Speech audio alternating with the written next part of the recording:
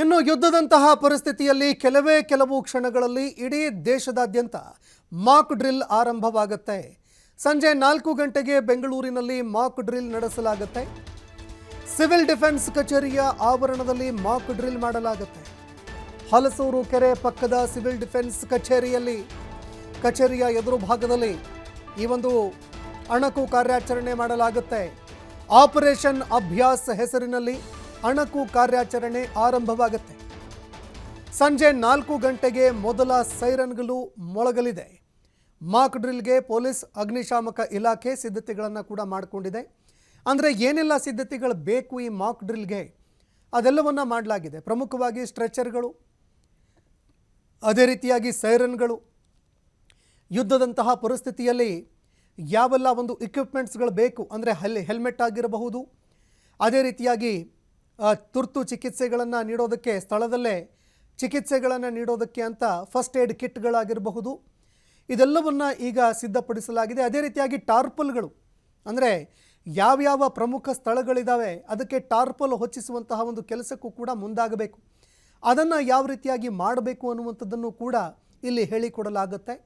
ಇನ್ನು ಪ್ರಮುಖವಾಗಿ ಸಾರ್ವಜನಿಕರು ತಮ್ಮನ್ನು ತಾವು ಯಾವ ರೀತಿಯಾಗಿ ರಕ್ಷಣೆ ಮಾಡಿಕೊಳ್ಬೇಕು, ಎರಡನೆಯದು ಯಾರಾದರೂ ಒಂದು ವೇಳೆ ಗಾಯಗೊಂಡಿದ್ದೇ ಆದರೆ ಅವರನ್ನು ಯಾವ ರೀತಿಯಾಗಿ ರಕ್ಷಣೆ ಮಾಡಬೇಕು, ಫಸ್ಟ್ ಏಡ್ ಅವಶ್ಯಕತೆ ಬಿದ್ದರೆ ಫಸ್ಟ್ ಏಡ್ ಯಾವ ರೀತಿಯಾಗಿ ಮಾಡಬೇಕು, ಸುರಕ್ಷಿತ ಸ್ಥಳಗಳನ್ನು ಯಾವ ರೀತಿಯಾಗಿ ಆಯ್ಕೆ ಮಾಡಿಕೊಳ್ಬೇಕು, ಅದೇ ರೀತಿಯಾಗಿ ಆ ಸುರಕ್ಷಿತ ಸ್ಥಳಗಳಿಗೆ ಯಾವ ರೀತಿಯಾಗಿ ತೆರಳಬೇಕು, ಸ್ಟ್ರೆಚರ್ಗಳನ್ನು ಯಾವ ರೀತಿಯಾಗಿ ಬಳಕೆ ಮಾಡಿಕೊಳ್ಬೇಕು, ಅದೇ ರೀತಿಯಾಗಿ ಟಾರ್ಪಲ್ಗಳನ್ನು ಬಳಕೆ ಮಾಡಿಕೊಂಡು ಕೆಲವು ಸ್ಥಳಗಳನ್ನು ಯಾವ ರೀತಿಯಾಗಿ ಸುರಕ್ಷಿತವಾಗಿ ಇರಿಸಿಕೊಳ್ಳಬೇಕು, ಈ ಎಲ್ಲ ವಿಚಾರಗಳಿಗೆ ಸಂಬಂಧಪಟ್ಟಂತೆ ಅಧಿಕಾರಿಗಳು ಮಾಹಿತಿಗಳನ್ನು ಕೊಡ್ತಾರೆ.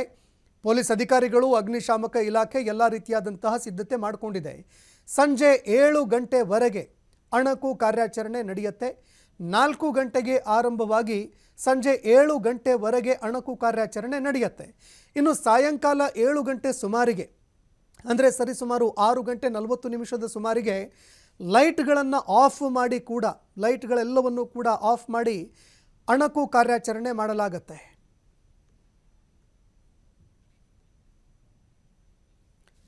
ಈ ಬಗ್ಗೆ ಮತ್ತಷ್ಟು ಮಾಹಿತಿ ಕೊಡ್ತಾರೆ ಪ್ರತಿನಿಧಿ ಗಣೇಶ್, ನೇರ ಸಂಪರ್ಕದಲ್ಲಿ ಜಾಯ್ನ್ ಆಗಿದ್ದಾರೆ.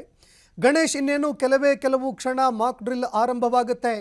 ಯುದ್ಧದಂತಹ ಪರಿಸ್ಥಿತಿ ಈಗಾಗಲೇ ಮನೆ ಮಾಡಿದೆ.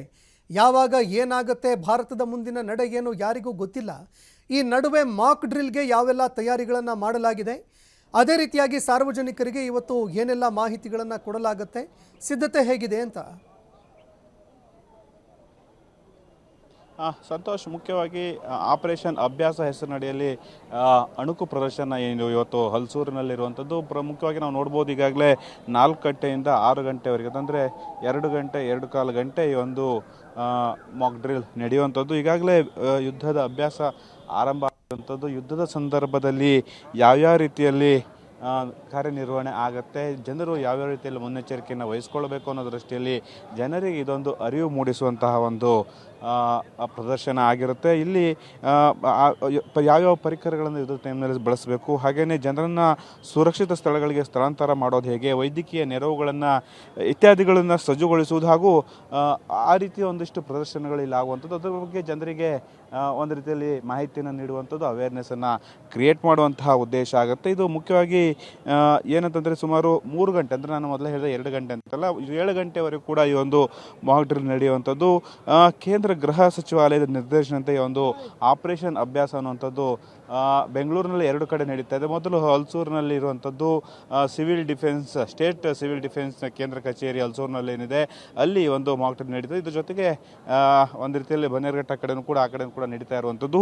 ಇಲ್ಲಿ ಮುಖ್ಯವಾಗಿ ಏನೇನಾಗುತ್ತೆ ಅಂದರೆ ಮೊದಲು 4 ಗಂಟೆ ಸಂದರ್ಭದಲ್ಲಿ ಸೈರನ್ ಆಗುತ್ತೆ. ಸೈರನ್ನನ್ನು ಈಗಾಗಲೇ ನಗರದ ಬೇರೆ ಬೇರೆ ಸೂಕ್ಷ್ಮ ಪ್ರದೇಶ, ಅತಿ ಸೂಕ್ಷ್ಮ ಪ್ರದೇಶ, ಜನನಿಬಿಡ ಪ್ರದೇಶಗಳು, ಹಾಗಾಗಿ ಒಂದು ರೀತಿಯಲ್ಲಿ 32 ಸ್ಥಳಗಳಲ್ಲಿ ಸೈರನ್ನನ್ನು ಅಳವಡಿಕೆ ಮಾಡಲಾಗಿದೆ. ಸೈರನ್ನನ್ನು ಮೊದಲ ಆರಂಭದಲ್ಲಿ ಹೊಡೆಯಲಾಗುತ್ತೆ. ಅದಾದ ಬಳಿಕ ಪೊಲೀಸ್ ಹಾಗೂ ಅಗ್ನಿಶಾಮಕ ಇಲಾಖೆಯಿಂದ ಒಂದು ರೀತಿಯ ಪ್ರದರ್ಶನಗಳಾಗುತ್ತೆ. ಹಾಗೇನೆ NCC ಅವರು ಬಂದಿದ್ದಾರೆ. ಹಾಗೇನೆ ಮುಖ್ಯವಾಗಿ NDRF, SDRF, ಪೌರರಕ್ಷಣೆಯ ವಾರ್ಡನ್ಗಳು, ಗೃಹ ರಕ್ಷಕ ದಳ, CRPF, ಸಿವಿಲ್ ಪೊಲೀಸ್ ಇವೆಲ್ಲವೂ ಕೂಡ ಒಂದು ರೀತಿಯಲ್ಲಿ ಯಾವ್ಯಾವ ರೀತಿ ತಯಾರಿಯನ್ನು ಮಾಡುವಂಥದ್ದು, ಯಾವ್ಯಾವ ರೀತಿ ಕಾರ್ಯಾಚರಣೆ ಮಾಡಬೇಕು, ತುರ್ತು ಸಂದರ್ಭದಲ್ಲಿ ಹೇಗೆ ಹೇಗೆಲ್ಲ ನಡೆದುಕೊಳ್ಬೇಕಾಗತ್ತೆ, ಜನರ ಸಹಕಾರ ಯಾವ ರೀತಿ ಇರಬೇಕಾಗತ್ತೆ ಅನ್ನೋದ್ರ ಬಗ್ಗೆ ಸಂಪೂರ್ಣವಾದಂತಹ ಒಂದು ಮಾಹಿತಿಯನ್ನು ಒಳಗೊಂಡಂತಹ ಪ್ರದರ್ಶನ ಇದೊಂದು ಆಗಿರುತ್ತೆ. ಹಾಗಾಗಿ ಒಂದು ರೀತಿಯಲ್ಲಿ ಈ ಒಂದು ಸಂದರ್ಭದಲ್ಲಿ ಜನರು ಕೂಡ ಬಂದಿದ್ದಾರೆ, ಬೇರೆ ಬೇರೆ ಪ್ರದೇಶಗಳಿಂದ ಜನರು ಈ ಒಂದು ವೀಕ್ಷಣೆ ಮಾಡಲಿಕ್ಕೆ ಬಂದಿದ್ದಾರೆ.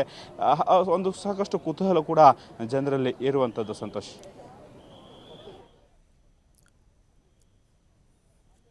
ಓಕೆ, ಧನ್ಯವಾದಗಳು ಗಣೇಶ್ ನಿಮ್ಮೆಲ್ಲ ಮಾಹಿತಿಗೆ.